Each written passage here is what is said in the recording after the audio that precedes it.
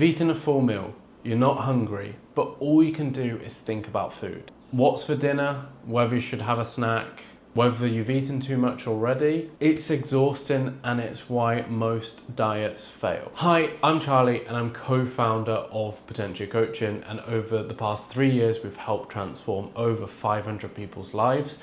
If you're looking for help with your weight loss journey, there'll be a link in the description below for you to fill out. So when it comes to food noise, we're gonna look at ways to try and prevent it. And the first reason a lot of you can experience food noise is you're not drinking enough water. What happens is when you're dehydrated, your body releases a hormone called ghrelin, and that is your hunger hormone. It's basically telling your body it is dehydrated. But most people are gonna think, I am hungry. They're gonna start thinking about food and then they're gonna go have a snack. When ultimately you could have actually just been dehydrated.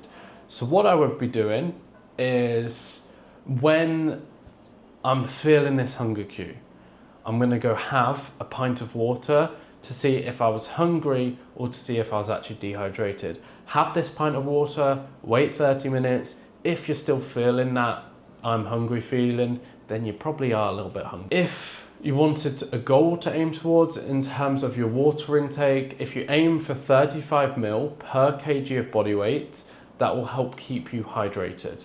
Another easy fix could be if you have 500 ml of water with each meal. Across a day, that's 1.5 litres, and then you can add in any extras you drink throughout the day. You could set times, alarms, goals for whenever you want to hit certain water milestones by. So as soon as you get up, could be 500 ml. By 9 o'clock, you want another 500 ml. By 12 o'clock, 500 ml. By 3 o'clock, 500 ml. By 6 o'clock, 500 ml. That's 2.5 litres checked off before going into the evening. That's an easy way to just keep on top of your water. Another thing is, just by actually keeping a water bottle with you, does absolute wonders. You're gonna see it, it's gonna give you that visual prompt, and you're more likely to drink your water. The next point is not eating enough protein. When I've done nutrition audits of people that just don't eat enough protein, protein is the only macro that will help suppress ghrelin, and that's what's gonna keep you fuller for longer. So when you have a low protein meal, over 90 minutes, yeah, you're satisfied, but after that, it's when you're more likely going to crave more food. The reason being is protein has a higher thermic value, and it actually just takes longer for your body to break down. So it's more likely to sit in your stomach for longer, whereas carbs or fats, your body can digest a little bit quicker, which then means you get hungry quicker. The simplest fix for this is for each meal that you have across the day, breakfast, lunch, dinner, minimum, I want you to aim to have 30 to 40 grams of protein per meal. That's going to put you at around 90 to 120 per day. If we make the 30 to 40 grams to solely come from an actual protein source, then any extra is great. So you could hit 50 grams if you have, let's say, tuna and pasta, because you could have 100 grams of pasta, let's say that gives you 10 grams of protein with it, and then 30 grams of protein from a tuna can. So there's 40 grams there. Time where you need to prioritize it the most is breakfast. Firstly, you've basically fasted because you haven't eaten overnight, which means the food noise is probably going to be the strongest. If you're going to be having just toast and a coffee, the coffee will suppress your appetite for a little bit, and then you've got the toast, which will do absolutely nothing. The next thing will be your blood sugar spikes and crashes. So having high carb, low protein meals will cause a rapid spike in your blood sugar, but it will also cause a steep crash in your blood sugar, which when you have that crash is when you start to crave more food. What happens with this crash is your body will start to release cortisol and it will start to release adrenaline. Now, once you are starting to release that, your body is going to assume that it needs energy immediately. And then the body starts to scream for food, which then is going to result in you needing a snack, needing to have something quick. And that is just because of the steep increase and then that sharp crash, your body's going into fight or flight pretty much. Now, the simplest solution to navigate this is for every carb source you have, pair it with a protein. If you're gonna have some toast, let's have some Greek yogurt with it. You don't have to put it on top, but doing that pairing will help prevent these crashes. Or you could have it with a fat source. So toast, peanut butter. That can slow down the digestion a little bit, slow down the glucose absorption, and basically means it's not going to be as steep and sharp drop. It's going to be more of like a flatter curve.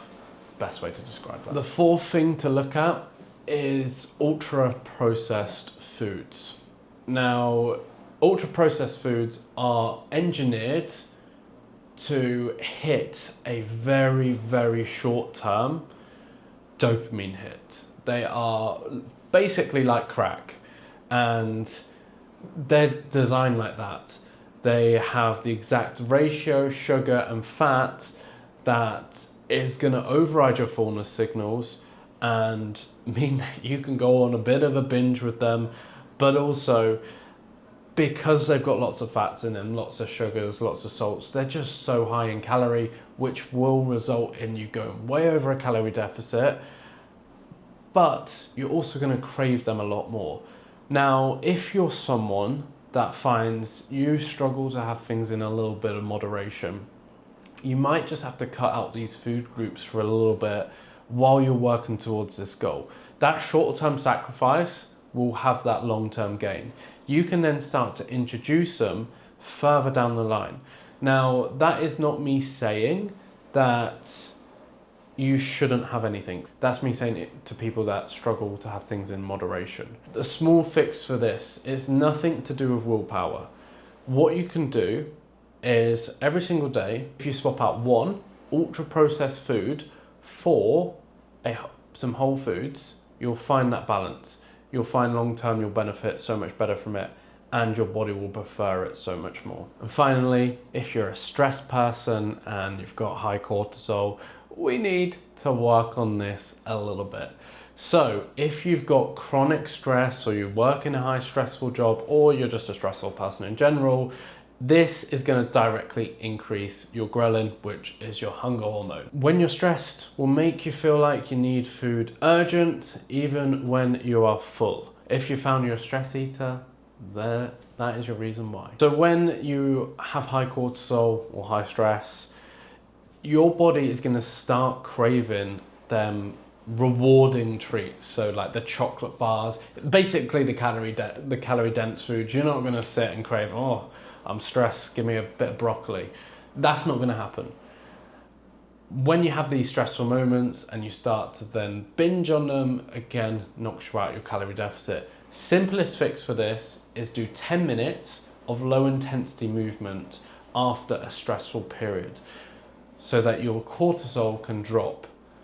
This, I believe, is the best thing for you. So just go for a 10-minute walk, clears your head, allows the stress levels to drop a little bit, put on your favorite song, favorite podcast, whatever, and go and just walk it off. If you like this video, make sure you press subscribe. I'm posting 2 weight loss videos every single week to help with your weight loss journey.